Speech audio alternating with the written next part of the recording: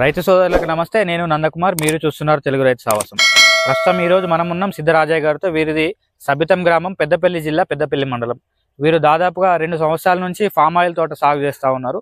Palm oil తోట కాకుండా దీంట్లో అంతర పంటలు కూడా సాగు చేస్తూ ఉన్నారు. వీటికి సంబంధించిన వివరాలు, ఒక ఎకరానికి ఎన్ని ఫామ్ ఆయిల్ మొక్కలు పెట్టుకున్నారు, దీంట్లో ఎలాంటి అంతర పంటలు వేసుకున్నారు, ఎన్ని రోజుల పంటలు ఇవి, ఎప్పటి నుంచి వీరు ఈ సాగు చేస్తూ ఉన్నారు, వీరి అనుభవం అనేది మనం తెలుసుకునే ప్రయత్నం చేద్దాం. నమస్తే రాజయ్య గారు. నమస్కారం. నమస్తే. ఇప్పుడు మనం ఎన్ని సంవత్సరాల నుంచి ఈ ఫామ్ ఆయిల్ సాగు చేస్తూ ఉన్నారు మీరు? 2 సంవత్సరాల నుంచి పామ్ ఆయిల్ సాగు చేస్తాను. ఒక ఎకరానికి వచ్చి 56 మొక్కలు పట్టినాయి. ఇప్పుడు ఈ 56 మొక్కలతో పాటు మీరు అంతర పంటలు ఏమేమి వేసుకున్నారు ఇందులో? ఇక అంతర పంటలుగా ఇప్పుడు మిర్చి వేసినాం. మిర్చి ఒక 4 గుంటలు వేసినాం. 4 గుంటలు మిర్చి. టమాటా ఒక 4 గుంటలు. టమాటా 4 గుంటలు. ఒక అలసంత ఒక 4. అలసంత. బెండ ఒక 4. బెండ. ఇప్పుడు కొంత సోరకాయ పెట్టినాం. సోరకాయ కూడా. కొంత వంకాయ. ఓకే. ఇక అంతర పంటగా మాకు వచ్చి ఈ పామ్ ఆయిల్ చెట్ల తరపున అంతర పంట వేసుకుంటే ఒక వారానికి వచ్చి ఒక 4-5 వేల ఆదాయం.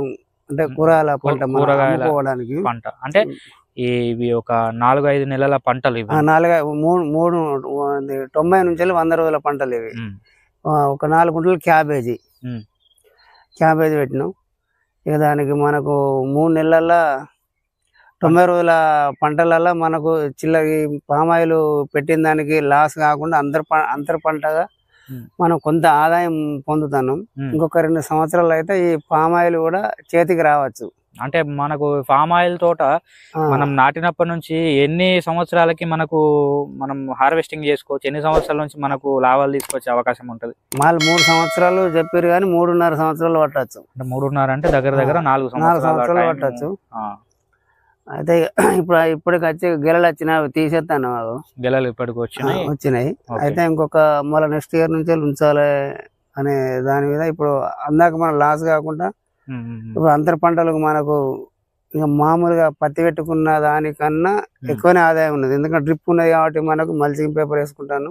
మల్చింగ్ పేపర్ పద్ధతి తోటి ఇప్పుడు మన గడ్డి ఖర్చు లేకుండా, లేబర్ ఖర్చు లేకుండా చాలా ఈజీగా అయిపోతుంది. అంటే ఇప్పుడు మీరు ఎకరానికి ఇవన్నీ చేసుకోవడానికి ఎంతమంది లేబర్ అవసరం పడతారు? 2-3 సరిపోతారా, లేకపోతే ఇంకెక్కువ అవసరం ఉంటారు? అట్లా మల్చింగ్ పేపర్ ఖర్చు ఒక ఎకరానికి ఒక 10,000 మల్చింగ్ పేపర్ పడుతుంది ఒక ఎకరానికి. ఇప్పుడు మన పద్ధతిలో ఇది జిగ్జాకు పద్ధతి మల్చింగ్ పేపర్ 25 మైక్రాన్ 10,000 పడితే ఒక లేబర్ ఖర్చు ఒక 4 లేబర్లు పరవడానికి. 4 లేబర్లు ఒక ట్రాక్టర్ ఇట్లా సాల్ వేసేందుకు ఒక 2,000 అవుతాయి ఇట్లా సాల్ చేయడానికి. ఈ పేపర్ వరిసికి మొక్కలు పెట్టేందుకు 4-5 లేబర్లు పడతారు. ఇక తర్వాత కామన్ గా మనకు వ్యవసాయం గురించి తెలుసు కాబట్టి గడ్డి చిన్న చిన్న పనులు మనం వేసుకుంటాం. లేబర్ ఖర్చు అనేది ఉండదు. అంటే ఓన్లీ మనము ఈ మల్చింగ్ అనే షీట్ వేసే వరకు మాత్రమే లేబర్ కూడా 4-5 చేసుకోవాలి. వాళ్ళకు దాదాపు ఎంత ఉంటది ఒక రోజుకు కూలీ అనేది? ఒక లేబర్ ఖర్చు 600 ఉంటది. 600 రూపాయలు 4. తర్వాత మనకు వన్స్ మల్చింగ్ పద్ధతి అయిపోయింది, విత్తనాలు పెట్టుకున్నప్పటి నుంచి మీరు ఒక్కరే దీనికి చేసుకునే అవకాశం అయితే ఉంటది. ఇప్పుడు ఈ ప్రజెంట్ మనము మిర్చి పంట తీసుకుందాం. మిర్చి పంట 4 గుంటలు పెట్టుకున్నారు మీరు. 4 గుంటలకు ఎంత, అంటే మిర్చి పంటలు ఏ రకంగా వేస్తారు? అంటే ఆ విత్తనాలు ఈ 4 గుంటలకు ఎంత సరిపడే విత్తనాలు అవసరం ఉంటాయి? ఆ విత్తనాలను ఏ రకంగా చేస్తారు? 4 గుంటలకు విత్తనాలు ఒక ప్యాకెట్ల 10 గ్రాముల ఒక ప్యాకెట్ 10 గ్రాములు. 2 ప్యాకెట్లు 20 గ్రాములు అలికితే ఒక 4 గుంటలకు వస్తుంది. 20 గ్రాముల ప్యాకెట్లు అలికితే మనకు 4 గుంటలకు సరిపోతుంది. అంటే ఇప్పుడు ఇది మల్చింగ్ పద్ధతి పెట్టుకున్నారు కాబట్టి మీరు ఈ ఒక మొక్కకు ఎంత దూరం పెట్టుకోవాల్సి ఉంటది? ఒక ఫీటు. అంటే ఇట్లా ఇటు పొడవు వెడల్పు ఒక ఫీటు తోని చేసుకోవచ్చు. ఇప్పుడు మిర్చి 20 గ్రాములు పడతాయి అన్నారు కదా. 20 గ్రాములు అంటే మిర్చి మనకి దాని ధర ఎట్లా ఉంటది? 20 గ్రాములకు ఎంత ధర పడుతుంది? అది 20 గ్రాములు ఒక ప్యాకెట్ వచ్చి 900 ఉంటది. 10 గ్రాములకు 900. 10 గ్రాములకు 900 రూపాయలు. అది అంటే కంపెనీని బట్టి ఉంటుందా? కంపెనీ బట్టి. మీరే కంపెనీ వేసుకున్నారు? 341 అనే కంపెనీ. అంటే కంపెనీ పేరా లేకపోతే అది నెంబర్ ఒకటి 341 అనేది మన సన్న మిర్చి తినేకాయ. ఎన్ని నెలల పంట ఇది? ఇక అది 6 నెలల పంట ఉంటుంది. 6 నెలల పంట. అంటే మనకు ఫస్ట్ పంట ఎన్ని నెలలకు మన చేతికి వస్తుంది? 90 రోజులకు. 90 రోజులకు ఫస్ట్ కోత కొయ్యొచ్చు. ఇప్పుడు 4 గుంటలు పెట్టుకున్నారు కదా మీరు, ఫస్ట్ పంట మీకు ఎన్ని క్వింటాల దిగుబడి వచ్చింది అప్పుడు? ఫస్ట్ ఒక కోతకు వచ్చి 60-70 కిలోలు, 4 గుంటలలో 60 కిలోల నుంచి 70 కిలోల దాకా వచ్చింది. అప్పుడు రేట్ ఎట్లా ఉంది? ఇక రేటు 30 కేజీ 30. అంటే మంచి గిట్టుబాటు అయినా, మంచి గిట్టుబాటు ధరనే వచ్చింది. గిట్టుబాటు ధర 8 నెలల వరకు అది కంటిన్యూస్ ఉంటుందా?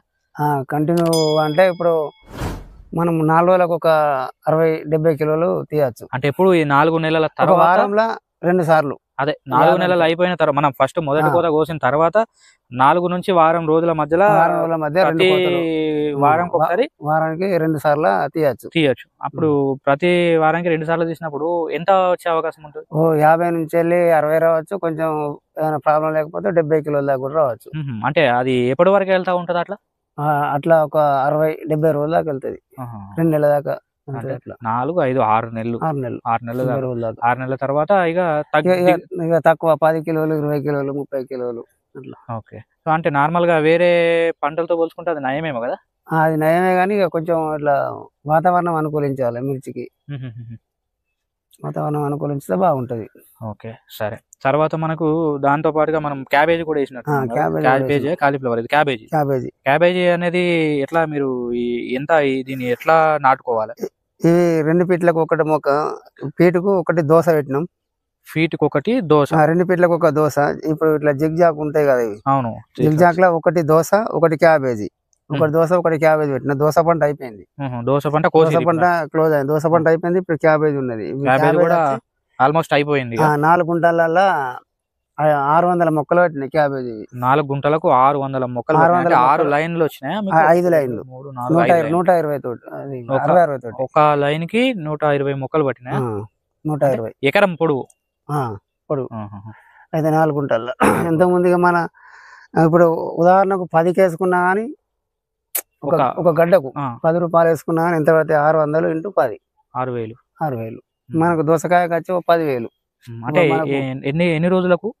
ఇక దోసకాయ 45 నుంచి వెళ్ళి 70 days కు అయిపోయింది మొత్తం మన పంట అయిపోయింది. అది కూడా 10 చొప్పున 60 రోజులలో పంట అయిపోయింది. అది 10 చొప్పున మనకు 20 రూపాయలు 25 పడ్డది కేజీ. అంటే మీరు హోల్సేల్ గా వేసిరా లేకపోతే మీరు అమ్ముకున్నారా? హోల్సేల్ గా కీర దోశ వేసిన. హోల్సేల్ గా 20-25 హోల్సేల్ గా. ఎన్ని టన్నులు వచ్చింది అప్పుడు? ఇక మనకు టన్నులని రోజుకు ఒక క్వింటాలు. టన్ను అంటే మనకు పెట్టిందే 4 గుంటలు కదా. 1000 కిలోలు టన్ను అంటే మనకు వచ్చి క్వింటల్న్నర 2 క్వింటాలు అట్లా ఒక టన్ను దాకా వచ్చినట్టు. ఒక టన్ను దాకా వచ్చినట్టు. తర్వాత ఈ మన ఈ క్యాబేజీ. ఇక క్యాబేజీ వచ్చి ఇప్పుడు మనకు హోల్సేల్ గా 10 రూపాయలు పడుతుంది. అంటే 600 కాయలకు 6,000. అంటే మొత్తానికైతే ఈ పంటలు అనేటివి మనకు ఈ ఫామ్ ఆయిల్ తోట 4 సంవత్సరాల దీర్ఘకాలంలో రైతులకు ఎట్లాంటి ఆర్థిక ఒత్తిళ్లు పడకుండా ఈ అంతర పంటలు అనేటివి కాపాడే ఉద్దేశంతో పెట్టుకుంటాం మనం. మనం అలిసంత పంట దగ్గర కూడా వచ్చినాం. ఇది కూడా సేమ్ ఎన్ని గుంటలలో ఉన్నది? ఇది 4 గుంటలు. సేమ్ ఇది కూడా 4 గుంటలు. 4 గుంటలు అంటే ఇది ఏ రకంగా నాటుకుంటారు? ఇది తీగ జాతి మొక్క కదా? తీగ జాతి మొక్క. దీనికి కూడా ఏమన్నా ఉంటాయా ఇంట్లో ఇన్ని పెట్టుకోవాలనేది? ఏమన్నా ఇన్ని పెట్టుకోవాలని ఒక పాదుకు 2 మొక్కల 2 గింజల చొప్పున ఎత్తాం అన్నట్టు. కనిపించదు అనుకుంటా. సరే. ఈ మధ్యలో హోల్ కనిపిస్తున్నాయి కదా మనకు. ఈ హోల్ దీని ఏమంటే దీన్ని పాదులు అని చెప్పి పిలుస్తారు. ఈ అలిసంత పంటని ఏ రకంగా వేస్తారు? అంటే ఎంత గ్యాప్ తోని ఇవ్వాలా? ఇది ఈ అలిసంత అనేది 2 ఫీట్లు గ్యాప్. జిగ్జాక్. ఓకే. జిగ్జాగ్ లో 2 ఫీట్లు ఇవ్వాలి. జిగ్జాగ్ లో 2 ఫీట్లు. అంటే ఇట్లా ఒకటి ఇట్లా ఫీట్ వస్తాయి జిగ్జాగ్ పొడుగులు. ఇట్లా మన పొడుగుల 2 ఫీట్లు, అడ్డంలో ఫీటు. ఓకే. అంటే నార్మల్ గా అయితే మన ఇవన్నీ పంటలకైతే ఒక ఫీట్ తో పెడతాం. కానీ దీనికి అయితే 2 ఫీట్ తీగ జాతి కాబట్టి 2 ఫీట్లు వేయాలి. ఒక పాదుకు ఎన్ని? 2 మొక్కలు 2 గింజలు వేయాలి. ఒక పాదుకు 2 గింజలు వేసి. ఇది ఎన్ని నెలల పంట?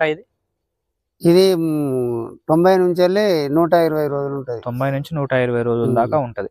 అంటే ఇప్పుడు మనకి ఎన్ని నెలల తర్వాత మనకి ఈ అలిసంత కోతకు వస్తుంది? 90 రోజులకు వస్తుంది. 90 రోజులకు 85 నుంచి 90 రోజులకు వస్తుంది.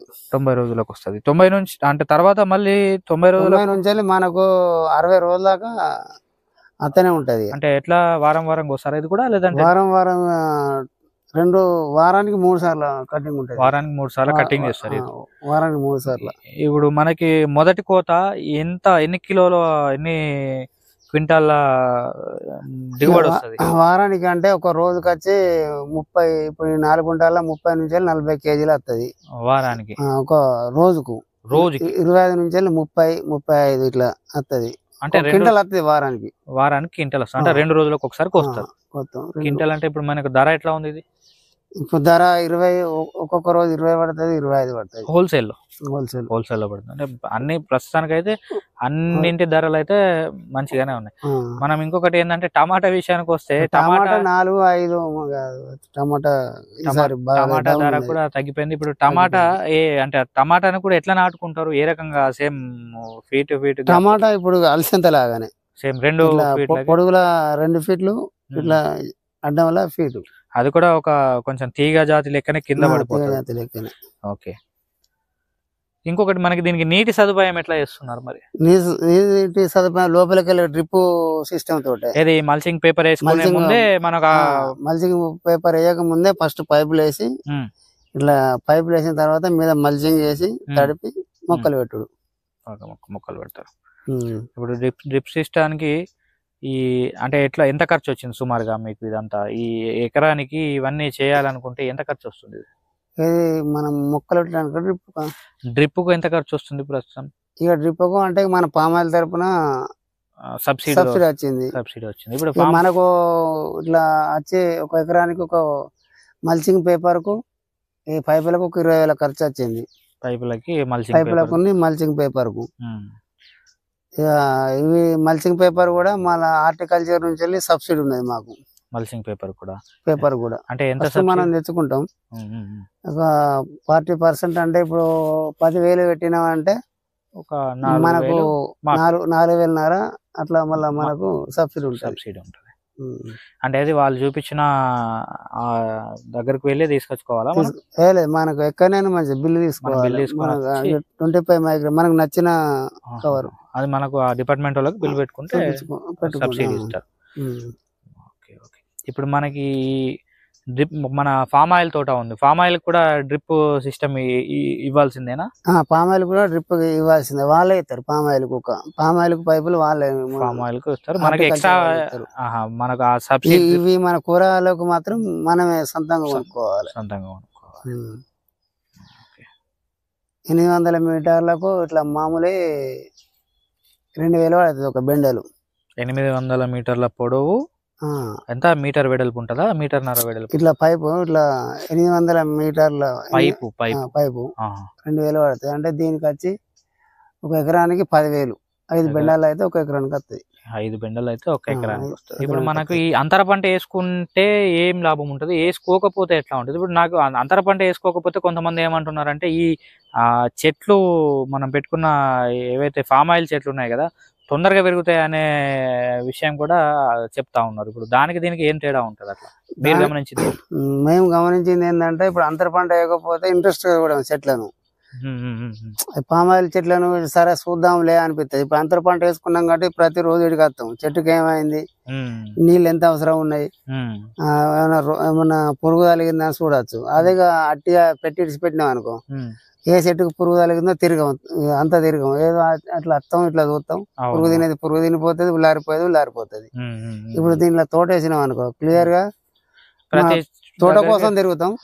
ప్రతి ఆ చెట్లను గమనించుతాం, ఈ చెట్లను గమనించుతాం, బాగుంటాయి. ఇప్పుడు మా ఆర్థికంగా కూడా కొంచెం మనకు కూడా ఇప్పుడు మనం మన ఖర్చుల మన చిల్లర ఖర్చులకు రికాం లేకుండా ఇక మనకి ఇంట్లోకి కూరగాయలకు వస్తాయి, మన చేతి ఖర్చులకు 500-1000 ఇట్లుంటాయి. ఇప్పుడు మనకు ప్రధాన పంటగా అయితే ఫామ్ ఆయిల్ తోట ఎన్నుకున్నారు కదా మీరు. 4 సంవత్సరాలకు ఎంత దిగుబడి వచ్చే అవకాశం ఉందని చెప్పినారు మీకు స్టార్టింగ్ లో? ఒక 56 చెట్లు పెట్టుకున్నాం మనం. ఫస్ట్ కోత ఎన్ని టన్నుల వరకు రావచ్చు అని చెప్పి ఇంత అంచనా ఏమన్నా ఉన్నదా దానికి? ఇంకా అంచనా వాళ్ళు చెప్పాలి, అంచనా ఇంకేం చెప్పలేదు. సో ఇదండి మిత్రులు ఈ రోజు వీడియో. మన సిద్ధరాజయ్య గారి క్షేత్రంలో దాదాపు ఒక ఎకరంలో ఫామ్ ఆయిల్ తోట అయితే వేసుకున్నారు. ఫామ్ ఆయిల్ తోటలో అంతర పంటల కింద కూడా మనకు మిర్చి, టమాటా అండ్ అలిసంతలు, కాయలు ఆ మొక్కలను అయితే కూడా వీరు సాగు చేస్తా ఉన్నారు. అంటే ఈ ఫామ్ ఆయిల్ తోట ఏదైతే ఫామ్ ఆయిల్ తోట ఉందో ఒక 4 సంవత్సరాల సుదీర్ఘమైన కాలం తర్వాత వాటి ఉత్పత్తి అనేది అయితే స్టార్ట్ అవ్వడం జరుగుతుందని తెలియజేస్తూ ఉన్నారు. ఈ ఈ మధ్య కాలంలో మనకు రైతుకు ఆర్థికంగా ఇబ్బందులు పడే అవకాశం ఉంటది కాబట్టి ఈ కొద్ది ఇలాంటి పంటలను వేసుకుంటే మనకు ఆర్థికంగా కొంచెం ఉపశమనం అయితే కలుగుతుందని తెలియజేస్తా ఉన్నారు.